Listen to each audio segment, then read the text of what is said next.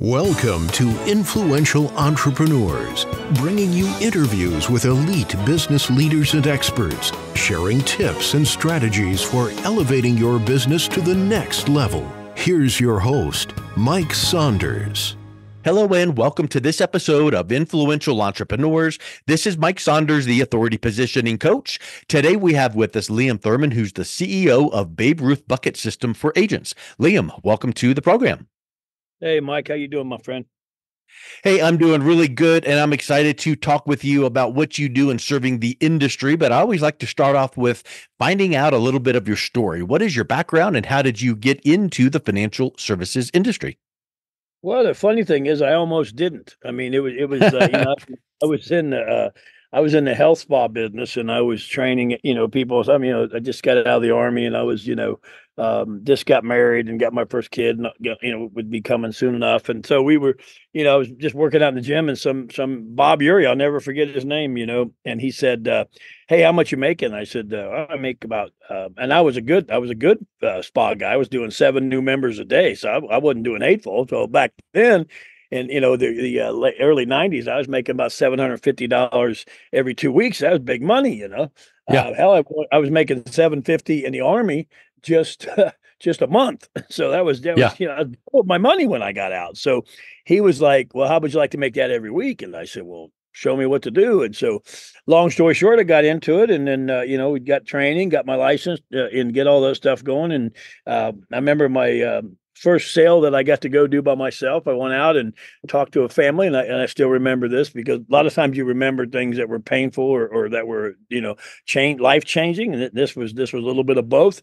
And I remember Eugene endorsed Kate on Nicholas Road, Dayton, Ohio. I'll never forget it.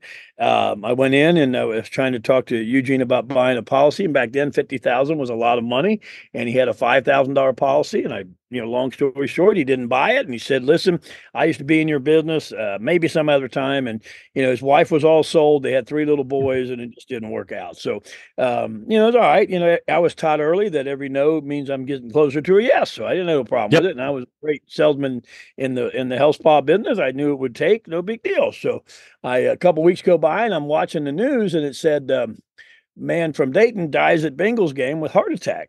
I didn't pay much attention to it, but the next day I get a phone call. It's Eugene Cade. He passed away, died at the Bengals game. His wife called me and said, "Hey, I need you to come out and get the death certificate on us." And so all of a sudden I started realizing that this business isn't just about pens and TV sets and going on a vacation trip paid for. It's a little more powerful than that. So it really hit me hard. I mean, I'm 22, 23 years old. I can't do this. I didn't do this family justice, So I went to deliver the $5,000 check, and I walked by the house, and the house was already up for sale, and because she didn't work, and the cars were all 2 or 3 of the cars were up for sale, and a lot of people were there mourning, and I took her to the back room and I said, "Here's your check," and I said, "I really want to apologize that I didn't do my job," and I said, and I kind of had tears in my eyes, and I said, "This ain't for me." I said, "You're going to get a new agent, and I'm sorry, but I can't do this." And she said, she grabbed my hand and she looked at me and she said, "You know what?" She goes, "Eugene told me that he almost bought. He's in the same business for years that you were in, and she said he almost got him." She goes, "It wasn't you. He just didn't want to do it." She goes, "And here's what's going to happen. You're going to go out to your car and get your satchel, and you're going to come in here and you're going to write everybody in this house. And if you don't deliver those policies, I'm going to cancel them, and you can have that on your heart." And so I went out and I came back in, wrote 20, 25 policies, delivered them all, and it changed my whole outlook. I mean, she could have easily said, "No, you're right. You didn't do me justice, and now look what I have to do." And she could have, really let me have it, but she didn't. And so it's what didn't happen that made me who I became. And I'll tell you another little quick story that. When I first got into business, I was 6 months behind everybody else, right? And that incident happened 2 weeks into my career, so I just got on fire, right? No one had ever made the trip half the time. Well, I made the trip. We're going to Bahamas and everything. And so at that time, I was getting married, and when I got married, I had my boss, of course, because I'm making him a ton of money, came to the wedding, but the 45 agents in the office never showed up. Well, it hurt my heart, right? And so when I got back from the trip and everything, J.R. Swallows, a manager that was there, veteran in the business. I worked in the debit business when I started, so you had your own book of business, and it wasn't too hard. And so he took me out to lunch, and he said, you know why only one person came to your wedding? I said, no. He goes, well, because you're a jerk, man. He said, no one's ever done what you've done. No one's ever been done the volume of sales. That the record for $1,000 commission was 13 weeks. I did 97 weeks in a row. He said, nobody does that. It's unheard of. He said, but here's what you can do. He said, now listen, if you help people in this office, the old Ziegler thing, right? You help other people, you get plenty of what you want. So what I did the very next year, the entire office, but one guy that was sick, made the next trip to Mexico because of me. And we were the number one company in the country. We were the number two. I mean, all kinds of stuff changed. Well, I had a daughter that year, and 43 of the 46 people came to the hospital to wish me happy Wow. feelings for my daughter. So in 1 year, I went from being the big villain to being the guy that understood it and got it. Now, the problem with this industry is we don't do enough of that. Like, I love the John Naylor method. When we first started working for him, as I got bigger in my career, I got to work with bigger hitters. And I always say on the shoulders of giants, right? And Naylor would have a system where if I made $5 million, I sold $5 million in annuities or whatever a year, and you sold 20, and I called you on the phone to ask you for help, and you didn't help me, I didn't get fired, you did. And so I've always lived by that. When I tell agents that I work with, or I tell, people that are trying to be, trying to scale, never forget to help the guy. The only time you ever look back is when you're lifting somebody up. Yes. 100%. So Reminds me of the Bob Berg book called The Go Giver. Have you ever read that book before? I'm writing it down now. Yep. The Go Giver, Bob Berg, Burg. It's kind of a play on words of like, oh, he's a real go getter. No, if you twist it around, he's a real go giver. If he gives and serves and provides value before even asking for anything, that mentality and mindset is such a change that colleagues and strategic alliances and clients and prospects sense it. And that's exactly what you described. If you're reaching back to give a hand up, if you're helping the team get to a goal, not just you, if you are doing what's best for that customer, you become a go-giver, and that value is recognized. Yeah, absolutely. And I hope that's what you're looking for, but that's kind of where I got and how I got where I am. Yeah. So what do you find are some key drivers for success? Because you've had a long and illustrious career, and I'm sure you can point back to some pillars that, hey, if I'm going to give that hand up to some newer agents, here are some key things that really you need to keep in mind to succeed. What are some of those that you identify? I think you have to work smarter, not harder. I mean, I learned, a lot of people know my condition. Some people don't. But, back in 16, I was diagnosed with frontal lobe dementia. So I didn't realize years before that I'd met another gentleman that was given a heart condition, and he could only do one appointment a week, yet he was still doing $20 million in sales every year. And I remember going to lunch with him and asking him, he said, listen, son, there's going to come a day when you got to learn to work smarter, not harder. And so what he would do is he'd get the greatest 5 appointments he could get, and he'd dwindle it down to one that he knew would be his biggest catch. And so when I got sick and when the things happened to me, I had to change and alter my business, become a consultant, because I couldn't sign apps anymore, and then I had to make some different decisions. But I tell people, I said, it didn't stop me from having the fire and having the commitment and the consistency that I wanted to have and train agents. But I tell agents that one of the things you have to do by working smarter, is you got to learn, what can I do? And I became a lover of seminar selling. I would, when people come to my office, it's so funny. They look at my American Equity plaques. I was American Eagle and all that. I love Noble, was awesome. I had a great relationship with him. And I remember when people come to my office, they would see on my wall 798,000 annuity sales, 545, 245, 300. And they're like, man, those are killer years. I said, go back and read the plaque. That was for the month. Oh my. Yeah, and I still have those out just because people say, "What have you ever done?" Well, I did 10 million, I think, straight for 10 years. I was 25. I never signed up for it, but I was easily qualifier of the table, but I didn't know all that crap. It wasn't important to me, but I have the numbers to show it and all that. And so sometimes people want to see, how did you do that and all that. But what I tell people was, here's how I did it, and I still do it today. And I tell people, if I can see 35 people in a room in an hour, how long would that take me to go knock on doors, right? I mean, that would take forever. Yes. And so I would do a seminar at 12 o'clock on Tuesday, and I would do one at 6 o'clock. And so I would do that, 4 times a week, two on Tuesday, two on Thursday. And I'd take the next week and I wouldn't have any seminars because I was closing everybody. And people say, well, how did you do that? I said, well, it's like I do today. Like if I do a seminar, I tell them up front, listen, I'm doing a seminar tonight at 12 o'clock and I'm going to be doing some more seminars, and you need to get me on your calendar. If you don't do that, it's a good chance we're not going to meet. So if you don't have your calendar, just go ahead and set an appointment. And I know some of you, when I call you, you're going to say, hey, I've got a doctor's appointment. And I say, well, give me that number. I'll call him and cancel that and get that rescheduled for you. They laugh, And I say, listen, I said, I've got, if you came here for a reason, there's 3 reasons why people come to a seminar. They come because they need help, they want a second opinion, or they just want to eat. And I would have people leave my room before I started. I said, how many of you here just came to eat? And I'd raise my hand because that would get them to raise their hand, the ones that were really there. And so 3 of them would raise their hand. I said, well, you need to leave the room. I'm going to pay for your meal, but you're not going to waste my time and I'm not going to waste yours. Is that fair? And they would get up and they would leave. And so people say, I can't believe you did that. I said, well, that's not all I did. I would call people the night before and I would say, listen, Mike, I understand you're coming to my seminar. I got 3 quick questions for you. Do you have any food allergies? Well, I don't give a crap if he's got food allergies. I'm trying to get him to talk to me. Yes. Yeah. I don't have any food allergies. I'm going to have the steak. Oh, okay. Well, your people already called me and they get mad because they've been called 3 times already. But I pull that over and, roll it over by saying, listen, I like to meet everybody that's coming to see me. I'm the author of the book. Oh, you're the guy that's doing the seminar. They love that, Yeah, I'm the guy.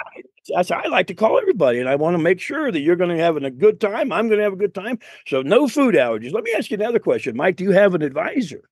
Well, yeah, my buddy, he's been taking care of me for 20 years. Is there any money, Mike, that he's dealing with you that you would put with me if I had a better idea? Well, no, I'm going to do everything with him. Well, here's what we're going to do, Mike. I'm going to put down that you're not really kind of guy that should probably come to my seminar, and I won't send you any more flyers, and we'll be good. How's that, Mike? Well, I think you're right. Okay. And so, or you might say, well, no, I have some money. And that's when you need to have your notepad and pencil. And he says, I got 50,000 that I wouldn't put with him because he's got everything else. But I think maybe if you had an idea, well, I'm writing that down. So I know when Mike Saunders comes in my room, boom, right? And then the other question I ask him, are you on a fixed income? Do you own your own house? Kind of tie that together. Well, yeah, I'm on Social Security. Well, there's a good chance they're not going to have any money to invest. And I just blatantly ask him, do you own your house? Well, no, I live in public housing. Well, Bob, let me do this. I do this, Mike. I'll send you a coupon for the dinner. Okay. But I really don't think there's any investment needs here unless you have it in here. I mean, I go into it, right? It's a lot longer. But, when you find out, you have to qualify. People say, well, you went from 35 to 12 people in your meeting. Yep, that's what I normally do. I cut it in half. If I got 35 booked, 12 will show up. But 12 will show up too. You know what I'm saying? And then, what do I have in my room? Do I have plate lickers or do I have buyers? You've got well-qualified prospects that actually, my opinion, would be respecting the fact that you took the time to do a little bit of that conversation ahead of the time. Yeah, and because people don't realize, they say, well, like I tell people when I go out and do seminars for agents and stuff, I charge a flat fee. I charge, $5,000 for the week. My wife said I give it away. They pay for my expenses. I'm there Tuesday to Thursday. I leave on Sunday. I come on Monday. I show them how to qualify. I do all that stuff. But what I do is I tell them, listen, I'm guaranteeing you 1 sale on Tuesday and 1 sale on Thursday. And I only do 2 seminars. I had to do 1 at 6 and 1 at 6. I don't do the 12 and 6 anymore. It just wears me out. But I do the 6 and 6, and I promise them 1 sale. And they say, well, we're going to have 22 people, 30 people for the week. You're only promised me 2 sales. Yeah, it's all I'm going to guarantee. Will we get more? Probably so. But I'm promising you that. And then so when I go in there on Tuesday night, I say, we're doing a seminar for you, Mike. And I tell your people, I say, listen, I'm leaving on Sunday. So if you want to see me, you got to see me Wednesday, Thursday, Friday, or Saturday. You better get in the calendar because they want to see the guy speaking. They want to see the guy that wrote the book. Yes? Exactly. You see what I'm saying? It creates a sense of urgency as well. Yeah. And so the same thing happens Thursday night. So before I leave on Sunday, they've got all these sales. Now, most of the time I don't split the business. And there's 2 reasons why. You've already 5,000 or whatever we agreed on, plus my expenses, my flight and everything, it's a fair week for me. I probably could get more, but again, it depends on the circumstance. But the reason why I quit splitting the business is, I have an agency, I can do that, but is because, and I hate to say this, Mike, but if I leave, I would say 75% of the agents, they'll say, well, we were talking to Miss Smith, we had a great interview, but she decided she didn't want to do it. How am I going to track that? And people say, Yep. oh, people don't do that in this business. The heck they don't. They do it all the time. So if I tell you, listen, you can have all the business, I'm just going to come in and do all the work for you. I'll just leave and go to the next guy and help him out. They seem to like that. It seems to work. There's no dishonesty. Everybody wins. Yes? Exactly. And it's well laid out and clear.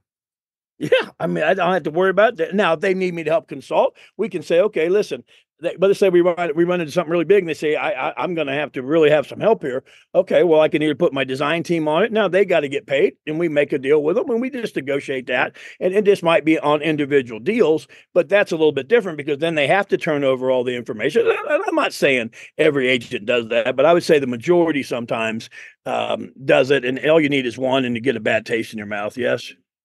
Yep, exactly. Exactly. Great point. Let's kind of shift over to something with other ways you serve your advisors. We said at the beginning that you have the Babe Ruth bucket system for agents. What is that, and how does that benefit financial advisors? Well, the Babe Ruth bucket system is on our Facebook page, and you're going to show people how to get there. We got about 7,600 agents on there now that I train on pretty much a weekly basis. We do lives, we do advertisements.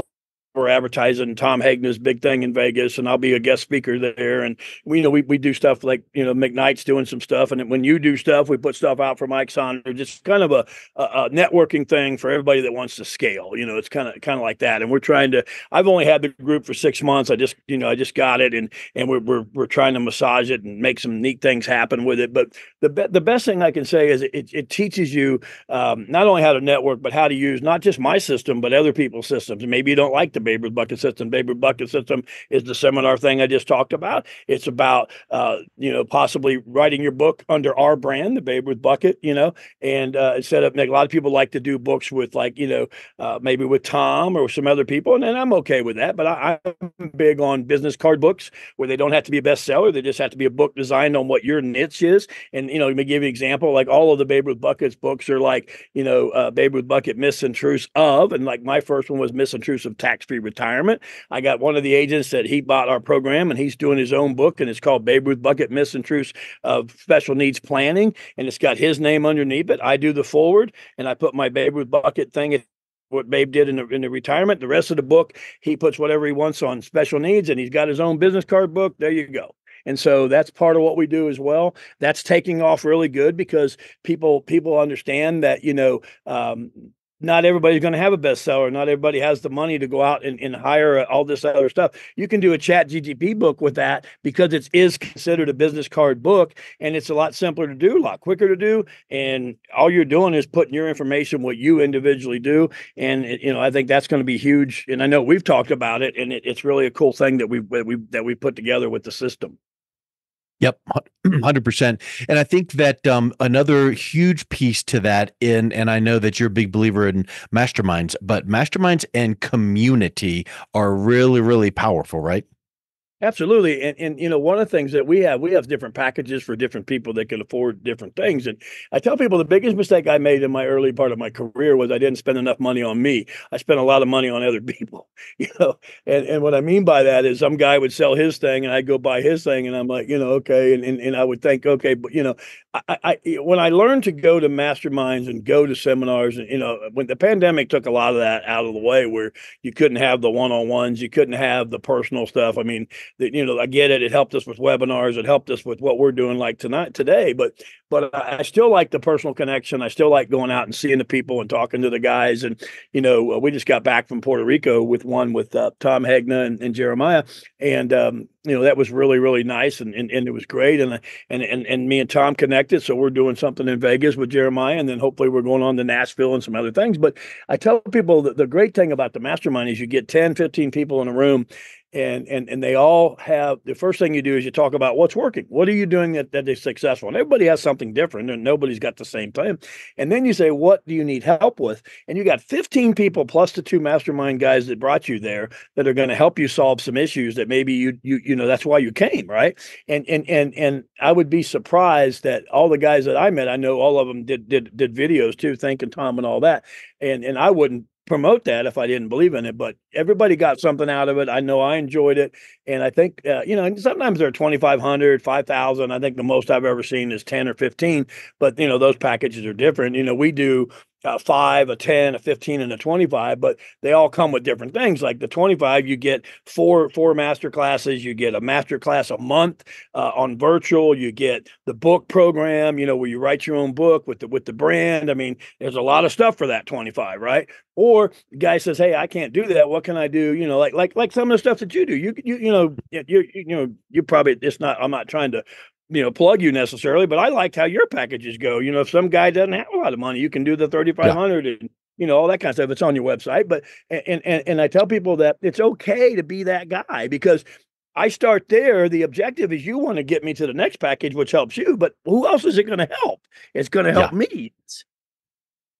The neat thing with a mastermind is someone comes, whether it's live or in person or virtual Zoom in person, someone is having a challenge, and then the rest of the group that are actually in the same industry, not competitors, they're coming together with some ideas and some solutions.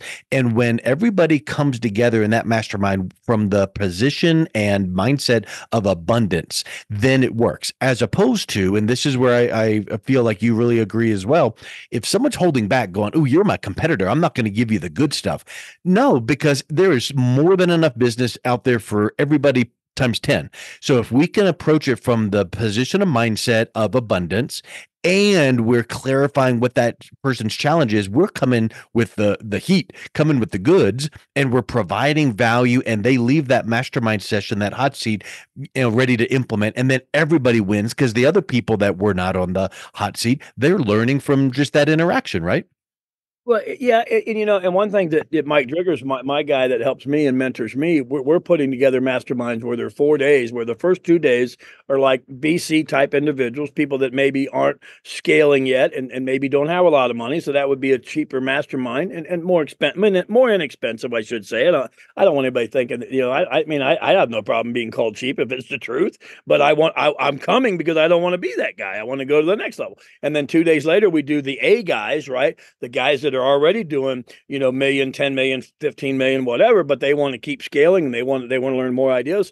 And one of the things that we did with Tom saying was, back to what you said and your point, which is right on, is that none of these guys were from my state, number one. Number two, not one of them was doing the same marketing. One guy was doing the movie thing where you rent a theater and you show the movie. One guy was doing something on how you do, talk about whatever the client would like to know about, like reverse mortgage and how to package that in with like Don Graves does. And, everybody had all kinds of ideas. So what was really great, and Tom said it happens all the time, they don't deliberately put it together that way. It just seems that that's how it works. But, again, it was really cool because I wrote down what everybody did, and there's 4 or 5 of them that I'd never heard of. Like, I never heard of the movie theater thing. I said, man, that's pretty cool. Mm-hmm. That's all the guy does is he rents a movie theater.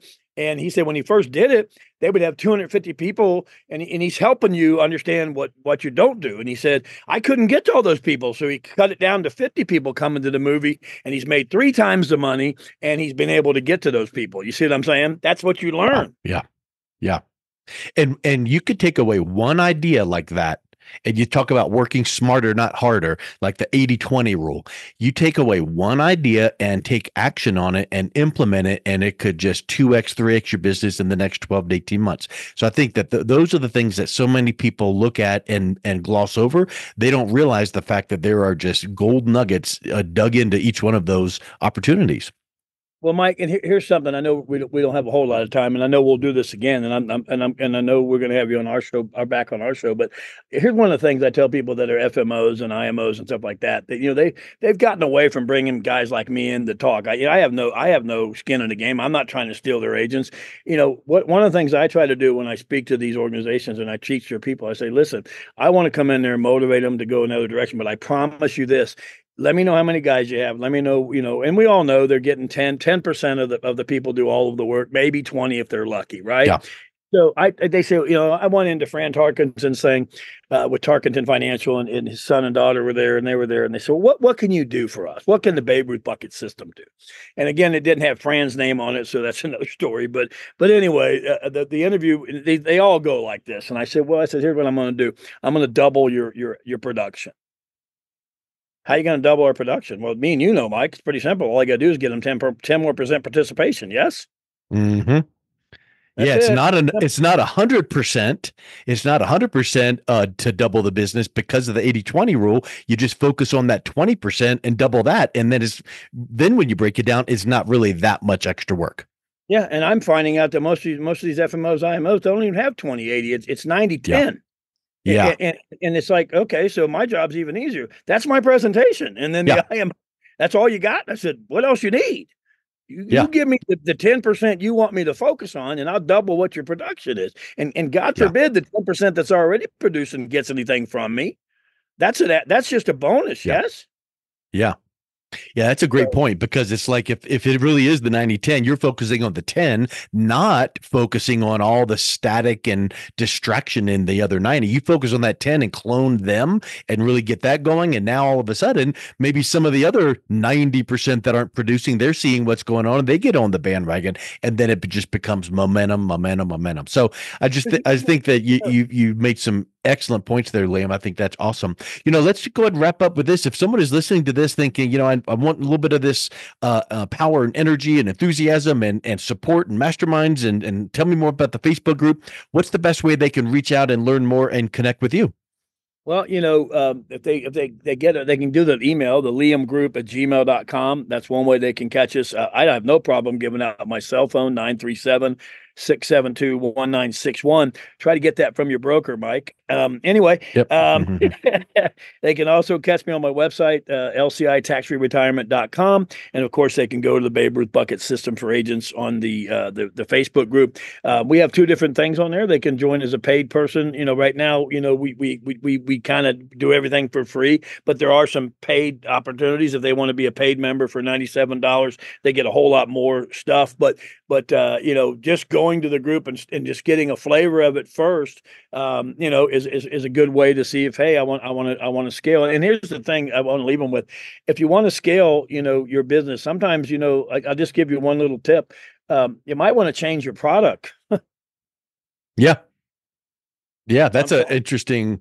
Yeah, you think about scaling, doubling, and 2xing and 3xing, but in reality, maybe taking a look at your product offerings could help you with that scaling. Yes, sir. Yes, sir. So hopefully that helps someone out there. Because I'm like you, keep it simple, stupid. But you know what? Unless you put it to test, you're never going to get there. Yep. Well, I tell you, Liam, it's just been so encouraging and exciting talking with you. I love your passion for the industry, and thank you for coming on. It's been a real pleasure talking with you today. Thank you, Mike. I appreciate the extra time. You've been listening to Influential Entrepreneurs with Mike Saunders. To learn more about the resources mentioned on today's show or listen to past episodes, visit www.influentialentrepreneurssradio.com.